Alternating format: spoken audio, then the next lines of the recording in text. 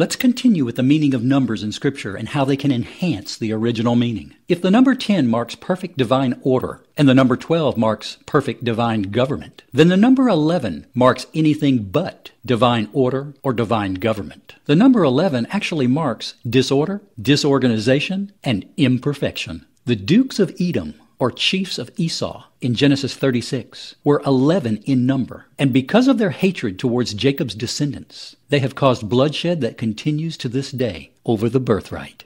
Joseph was 11 years in Potiphar's house. The number 1100 is only used twice in Scripture, both referring to the days of defective administration, marked by the fact that there was no king in Israel. The first time in Judges 16, 1100 pieces of silver was offered to Delilah as a bribe from the Philistines to uncover Samson's secret to his strength. And the second time in Judges 17, 1100 pieces of silver is connected to the introduction of bringing Israel into idol worship, and eventually rejection of Yahuwah's Torah. Dan and Ephraim were the two offending tribes for Micah, who made the idol, and neither are listed with the other tribes in Revelation 7, having their names blotted out for their sin, as decreed in Deuteronomy 29, verses 18 and 20. I found it interesting that King Joachim and King Zedekiah both did evil in the sight of Yahuwah, and both only ruled Israel for 11 years. It was the 11 apostles who witnessed the disintegration among the 12, and Yeshua's life is believed to have been cut off at 33 years of age. 33 is made up of 3 11s, and we see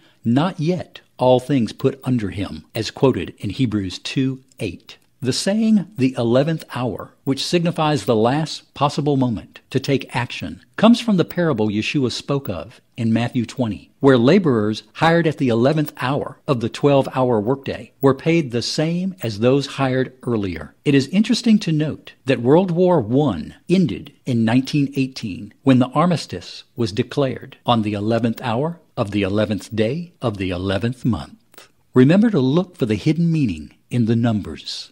I'm Bill Sanford with the Torah Thought for the day.